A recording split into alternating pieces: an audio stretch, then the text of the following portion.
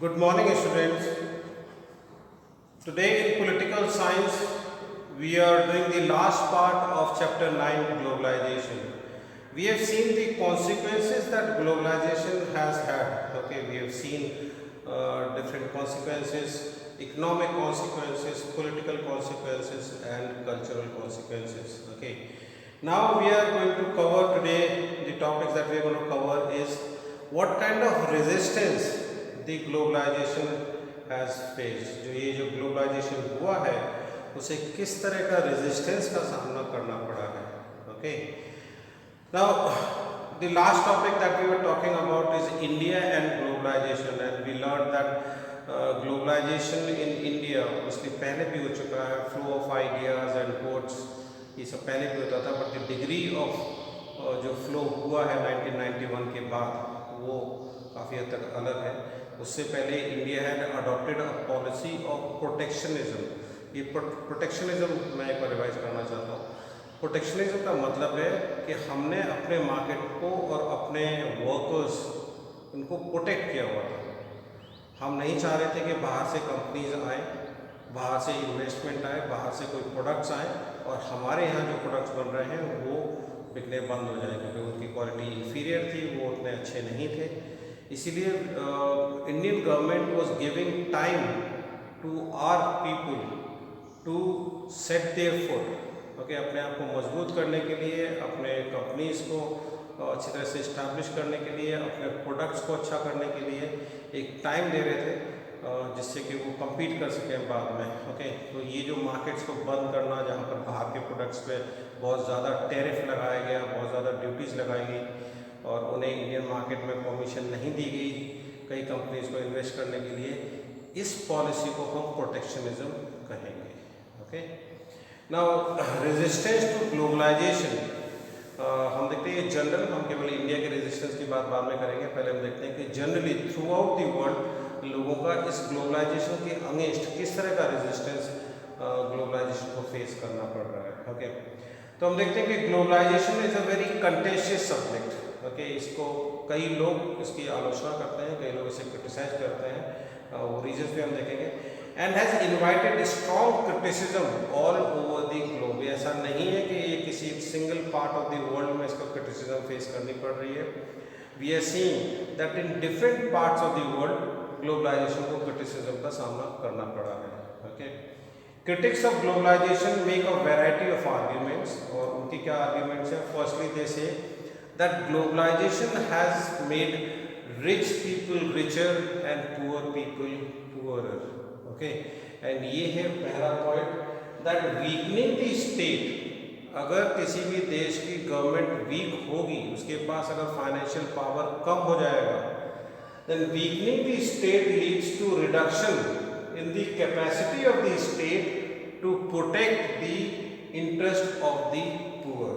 Okay, this you have to understand. ये बहुत simple है कि अगर कोई भी गवर्नमेंट वीक हो जाएगी, उसके पास पैसा कम होगा, तो वो सोशल स्कीम्स नहीं ला पाएगी, पुअर के लिए कोई कुछ काम नहीं कर पाएगी, उन्हें किसी भी तरह का कोई इंसेंटिव, कोई हेल्प नहीं दे पाएगी। इंडियन गवर्नमेंट जो राशन की सप्लाई करती है गरीब लोगों को, या बाकी जो फैसिलिटीज़ देती हैं, वो चाहे वो फार्मर्स हो, चाहे कोई और हो, जो भी सर्विसेज वो देती हैं पुअर लोगों को, ये वो दे कैसे पाते हैं? आखिर गवर्नमेंट उस पर पैसा खर्च करती है, और पैसा कहाँ से आता है? ऑब्वियसली जो टैक्सेशन सिस्टम है और बाकी सिस्टम से ही आता है। बट ग्लोबलाइजेशन में क्या होता है? ग्लोबलाइजेशन में जो मेन प्रॉफिट होता है वो गवर्नमेंट्स के पास नहीं, बल्कि एमएनसीज के पास चला जाता है। ओके, सो दी कंपनीज, उनकी वेल्थ बहुत बढ़ जाती है, जिसका, और गवर्नमेंट्स की जो वेल्थ होती है, जो उनका रेवेन्यू, जो अर्निंग होती है, वो हम देखते हैं कि काफ़ी कम हो जाता है। Okay, so the main profits are taken away by the MNCs and they have become very powerful. Okay, now there was a study that the top of the MNCs, ये कई बार ये देखा गया है कि जो टॉप एमएनसीज हैं उनकी टोटल वेल्थ कितनी है? बहुत ज़्यादा वेल्थ है। अगर हम देखें कि टॉप, अगर हम 100 कंपनीज को ले लें, ओके, तो वो 100 कंपनीज की टोटल वेल्थ वर्ल्ड के 145 कंट्रीज़ की जीडीपी से भी ज़्यादा है। Okay, so you can imagine that only 100 companies have got so much of wealth that they have got more wealth than the GDP of 145 countries. Total countries ही 193 195 है. Okay, उसमें से 145 countries की जितनी wealth केवल इन 100 companies अर्न कर लेती हैं. Okay, Amazon, Google, Facebook, all these companies, Apple and all. Okay, so these are very powerful countries, and I would also like to point out कि अभी एक G7 कंट्रीज ने एक स्टेप उठाया है that minimum 15% taxation, corporate taxation होगा इन tech companies के ऊपर. उसके बहुत रिपरकशंस हैं, एंड फिर ये G20 में भी जाएगा. एक नया इशू है. अगर इंटरनेशनल न्यूज़ आप देख रहे हो then please follow this news that इसका क्या फ़र्क पड़ने वाला है एंड ये कितना बड़ा स्टेप है. G7 कंट्रीज़ की जो मीटिंग हुई थी उसमें they have decided to tax these companies. Corporate taxation वो एक सिस्टम होता है कि कॉर्पोरेट कंपनीज को टैक्स किया जाता है, तो मिनिमम 15% टैक्स करने की बात हो रही है. ओके, वो इसी रीजन को कम करने के लिए कि जो governments all over the country, all over the world, all over the world जितने भी देश हैं सभी गवर्नमेंट्स काफ़ी हद तक वीक हुए हैं. इस बार ये रीज़न डिफरेंट था. It is not globalization, it was because of COVID कि उन्हें बहुत सारा खर्च करना पड़ा और इकोनॉमी का जो नुकसान हुआ है वो उसकी भरपाई गवर्नमेंट्स को करनी पड़ी. इसलिए government is trying to earn more, तो उसके लिए स्टेप उठाया गया है.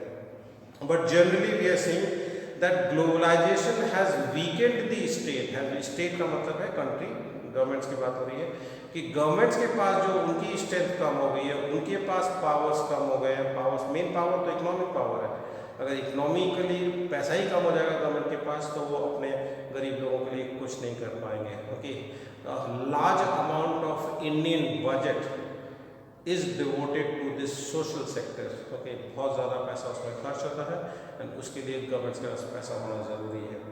Okay, so weakening of the state, अगर स्टेट ही वीकन हो जाएगा then it will lead to the reduction in capacity. उस स्टेट की कैपेसिटी कम हो जाएगी अपने गरीब लोगों के इंटरेस्ट के लिए काम करना. तो ये पहला ब्लेम है, पहला जो क्रिटिसिज्म है ग्लोबलाइजेशन की वजह से ऐसा हुआ है that weakening the state leads to the reduction in capacity of the state to look into the interest of its own people. Okay, second हम देखते हैं कि पॉलिटिकल टर्म्स में क्या हुआ है. Okay, politically also they fear the weakening of the state. States weaken होंगे politically. Economically because MNCs have got huge wealth, वो डोनेशंस इतना देते हैं पॉलिटिकल पार्टीज को. पॉलिटिक्स में भी उनकी इंटरफेरेंस होती है. Many of them come directly into politics and become members of parliament and they hold high post. We see Donald Trump, a big businessman, going on to become the president of America. So there are a lot of other factors also that they influence the political system. Mainly तो they do it by donating large sums of money. but donation देते हैं फिर वो political favors लेते हैं political parties से, तो वो एक मेन तरीका होता है. Economically कई लोग चाहते हैं that we should return to self-reliance. जो पहले सिस्टम था कि हर कंट्री सेल्फ रिलायंट थी एंड ग्लोबलाइजेशन की ज़रूरत नहीं थी, बाहर से सामान आने की ज़रूरत नहीं पड़ती थी. सारे जो नीड्स होती थी वो देश के अंदर ही पूरी की जाती थी. तो कई लोग चाहते हैं कि कई सेक्टर्स में ऐसा होना चाहिए that we should become self reliant and protectionism. अपने मार्केट्स को, अपने लोगों को, अपने वर्कर्स को प्रोटेक्ट करना चाहिए. हमें पूरा मार्केट ओपन नहीं कर देना चाहिए. ओके, जिसका फ़ायदा लार्ज MNCs ले पाए. Okay, so at certain economically they want a return to self reliance and protectionism. तो ये है second point that economically they want self reliance and protectionism. Okay, so that is the second point that economically दोबारा से जो हमने ख़त्म करते जा रहे हैं हम ये प्रोटेक्शनिज्म, उसको दोबारा से लाना चाहिए. कंप्लीटली नहीं तो at least some sectors of the economy should be protected. Okay, culturally they are worried कि जो हमारे एज ओल्ड ट्रेडिशंस है, जो हमारी पुरानी ट्रेडिशंस हैं, they are being harmed. And people will lose their as old values and ways. तो जो हमारे पुराने तौर तरीके हैं जो हज़ारों साल से पीढ़ी दर पीढ़ी चलते चले आ रहे हैं वो कहीं ना कहीं ख़त्म हो जाएगा। ये हमने कल्चरली देखा था, in cultural advancement we saw, cultural consequences में हमने देखा था कि जो डोमिनेंट कल्चर होता है वो बाकी लेस डोमिनेंट कल्चर्स पर काफ़ी इन्फ्लुएंस करता है। ओके, तो ये जो हमारे पुराने तौर तरीके हैं हर कल्चर में होते हैं, और काफ़ी पुराना समय से जो चीज़ें चली आ रही हैं वो इन डोमिनेंट कल्चर्स की वजह से ख़त्म हो जाने का डर है। Okay, it is important to note here that anti globalisation movements, लेकिन ये जो एंटी ग्लोबलाइजेशन मूवमेंट है, अजीब बात यह है कि जो एंटी ग्लोबलाइजेशन मूवमेंट है वो खुद अपने आप में ग्लोबलाइज हो चुका है। एक ऑर्गेनाइजेशन जो कि अमेरिका में कोई प्रोटेस्ट कर रहे हैं, फिर वो बाकी देशों में भी अपने ऑफिस खोल लेते हैं, वहाँ पर भी वो एक्टिविटीज़ को एक कोऑर्डिनेट करने लगते हैं, तो वो खुद ही ग्लोबलाइज हो जाते हैं। ओके, तो एंटी ग्लोबलाइजेशन जो प्रोटेस्ट है, even those have been globalise, यहाँ तक इतना अफेक्ट है कि that it is important to note here that anti globalisation movements, okay, to participate in global networks, वो भी इन ग्लोबल नेटवर्क्स का सहारा लेते हैं। एंड मेन तो अब ये जो बुक लिखी गई थी या ये चैप्टर लिखा गया था तब शायद यहाँ पे इसका मतलब ये नहीं था, but we can also see that they are taking help of the global network which also includes these social networking sites, okay, these Facebook and Twitter and WhatsApp, okay, तो वो global networks का सहारा लेते हैं ये anti globalisation. ये एक point है, just a line which has been written, तो इसका कोई ज़्यादा मतलब नहीं है। हम यहाँ पर रेजिस्टेंस टू ग्लोबलाइजेशन पढ़ रहे हैं, तो हम देख रहे हैं कि किन किन उस पर उनको क्रिटिसिज्म फेस करना पड़ रहा है ग्लोबलाइजेशन को। ग्लोबलाइजेशन के अगेंस्ट में क्या कहा जा रहा है, इसमें एक बार वर्ड आएगा लेफ्टिस्ट एंड लेफ्ट। लेफ्टिस्ट वो लोग होते हैं जो कि pro poor and pro workers की बात करते हैं, and they want those protectionism, and उनकी बात करते हैं, ट्रेड यूनियंस की बात करते हैं, उन्हें हम लेफ्टिस्ट कहते हैं। ज़्यादा चेंजेस वो नहीं चाहते। ऐसे जैसे CPI और CPIM, दे आर लेफ्टिस्ट, वो लेफ्ट पार्टीज कहलाएंगे। And BJP and they'll be considered rightist, okay, some parties जो कि मिडवे लेते हैं उनको हम सेंट्रलिस्ट कहते हैं। तो पार्टी की आइडियोलॉजी, उनकी सोच, उनके वर्किंग पर हम उन्हें लेफ्टिस्ट, राइटिस्ट या फिर सेंट्रलिस्ट कहेंगे। ओके, तो ऐसे ही वर्ल्ड में हम डिफरेंट पार्टीज को वो कैटेगराइज होती हैं कि ये लेफ्टिस्ट है या फिर इसकी आइडियोलॉजी राइटिस्ट है या लेफ्टिस्ट है। ओके, तो ये ज़्यादातर जो क्रिटिसिज्म है ग्लोबलाइजेशन को, ये ज़्यादातर उन लेफ्ट विंग से आते हैं। ओके, इनको ट्रेड यूनियंस एंड इन लोगों से ज़्यादा इनको क्रिटिसिज्म फेस करना पड़ रहा है। इन 1999 वर्ल्ड ट्रेड ऑर्गेनाइजेशन की मीटिंग हुई, एंड मिनिस्टीरियल मीटिंग एक तो होती है जहाँ पे हेड्स ऑफ स्टेट्स शामिल होते हैं। ओके, तो ये हेड्स ऑफ स्टेट वाली मीटिंग नहीं थी, मिनिस्टर्स के लेवल पे थी। मतलब ये कि अलग अलग कंट्रीज से मिनिस्टर्स आए होंगे और उन्होंने इसको पार्टिसिपेट किया होगा। ये WTO की मीटिंग थी इन 1999, एंड इसमें हमें देखने को मिला that there was wide spread protest in Seattle is in America, alleging unfair trade practices by the economically powerful states। तो ये रेजिस्टेंस जो ग्लोबलाइजेशन का एग्जाम्पल है कि WTO की जब मिनिस्ट्रियल मीटिंग हुई 1999 में सिएटल में, तो वहाँ पर ये प्रोटेस्ट देखने को मिले। एंड क्या एग्जाम था, it was argued that the interest of the developing world, not the developed world, America में प्रोटेस्ट हो रहा है लेकिन बात किसकी की जा रही है, डेवलपिंग वर्ल्ड की बात की जा रही है। जो डेवलप्ड कंट्रीज हैं वहाँ पर भी कई लोग हैं, कई ऐसी ऑर्गेनाइजेशंस हैं जो कि डेवलपिंग कंट्रीज या वीकर नेशंस की बात करते हैं। तो यहाँ पर भी कुछ ग्रुप्स ऐसे होंगे जिन्होंने ये प्रोटेस्ट ऑर्गेनाइज किया होगा, and they were talking not about their country, about the welfare of their countries. वो अपने डेवलप्ड कंट्री की बात नहीं कर रहे थे, वो बात कर रहे थे डेवलपिंग कंट्रीज की, दूसरे देशों के हित की बात कर रहे थे वो। तो सिएटल में ये प्रोटेस्ट हुआ 1999 में, जहाँ पर मिनिस्ट्रियल लेवल की WTO मीटिंग हो रही थी। और इस प्रोटेस्ट में they were arguing that the interest of the developing world were not given sufficient importance in the evolving global economic system. ये जो इकोनॉमिक सिस्टम, जो ग्लोबल इकोनॉमिक सिस्टम चल रहा है, वहाँ पे डेवलपिंग वर्ल्ड के इंटरेस्ट को ध्यान में नहीं रखा गया है। ओके, तो ये प्रोटेस्ट हमें देखने को मिला सिएटल में WTO की मिनिस्टीरियल मीटिंग में। एक और इसमें फोरम की बात की गई है और ये है world social forum. They have not written much, I don't know, they have mentioned 3 meetings, different meetings of world social forums which I don't think so is very important. World social forum एक important social forum है और ये protest करते हैं, issues उठाते हैं। Okay, ये काफ़ी इम्पॉर्टेंट और वेल नोन फोरम है, ऑर्गेनाइजेशन है।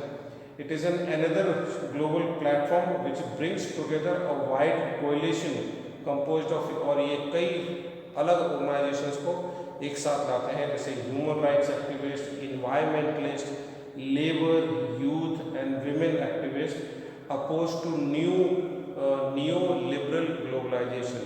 ये जो अभी नया दौर है जहाँ पे ग्लोबलाइजेशन में लिबरलिज्म जो हुआ है, that markets have been opened up, इसको न्यू लिबरल ग्लोबलाइजेशन हम कहते हैं। ओके, जो पुराना वाला ग्लोबलाइजेशन है वर्ड, तो उसके लिए भी ग्लोबलाइजेशन यूज होता है, बट न्यू लिबरल ग्लोबलाइजेशन ये वर्ड यूज होने लगा आफ्टर 1990। तो 1990s के बाद जो चेंजेस हुए हैं उसे हम न्यू लिबरल ग्लोबलाइजेशन के नाम से जानते हैं। ओके, लिबरलिज्म पढ़ चुके हो आप इंडिया के केस में, तो वहीं से ये वर्ड आया है कि दुनिया भर में अलग अलग कंट्रीज़ को लिबरल होना पड़ा, अपने मार्केट्स को ओपन करना पड़ा, और उसी को हम न्यू लिबरल ग्लोबलाइजेशन के नाम से जानते हैं। तो इसके अगेंस्ट ये लोग प्रोटेस्ट ऑर्गेनाइज करते हैं और ये फोरम है वर्ल्ड सोशल फोरम। तो ओनली थिंग जो मुझे इसमें रेलेवेंट लग रही है वो ये कि world social forum new liberal जो ग्लोबलाइजेशन है उसके अपोजिशन में वो कई लोगों को एक साथ एक प्लेटफॉर्म पर लाते हैं, इन्वायरमेंटलिस्ट को, लेबर को, विमेन को, अलग अलग जो बाकी हैं like youth and human rights activist, उनको एक साथ लाते हैं। बेसिकली वो ग्लोबलाइजेशन के अगेंस्ट प्रोटेस्ट करते हैं। फिर उसकी मीटिंग्स के बारे में लिखा हुआ है that the first WSF meeting was organised in Porto Alegre in Brazil in 2001। The fourth WSF meeting was held in Mumbai in 2004 and then the latest WSF meeting was held in Brazil in March 2018. I don't think so you need to remember all these dates. Okay, India and resistance to globalisation, ये इसके last topic है। Let's look into this कि India में क्या इसके against protest हो रहा है। I told you yes, people are protesting, farmers have been protesting. अभी जो फार्म प्रोटेस्ट देख रहे हैं वो भी इसी के बारे में है। Okay, they are also protesting this globalisation that the government is pro MNCs and उससे किसानों को नुकसान होने वाला है। उनकी खैर लॉजिक है, I am not saying that they are right. Okay, to me I feel कि उनकी लॉजिक सही नहीं है, but they are trying that protectionism कि गवर्नमेंट हमसे खरीदते रहे, MSP हमें देती रहे एंड ओपन मार्केट के चैलेंजेस फार्मर्स को फेस ना करने पड़े। ओके, तो उसके बारे में प्रोटेस्ट है। प्रोटेस्ट अलग अलग लेवल पे हमेशा देखे गए हैं इंडिया में। Social movements play a role in helping people make sense of the world around them and finding ways to deal with matters that trouble them. तो लोगों को जो परेशानी होती है इस नए सिस्टम से, ग्लोबलाइजेशन जो दिक्कतें आ रही है, उसमें ये सोशल जो एक्टिविस्ट होते हैं, सोशल ऑर्गेनाइजेशंस होती हैं, NGOs होती हैं, उनका बहुत बड़ा रोल आ जाता है।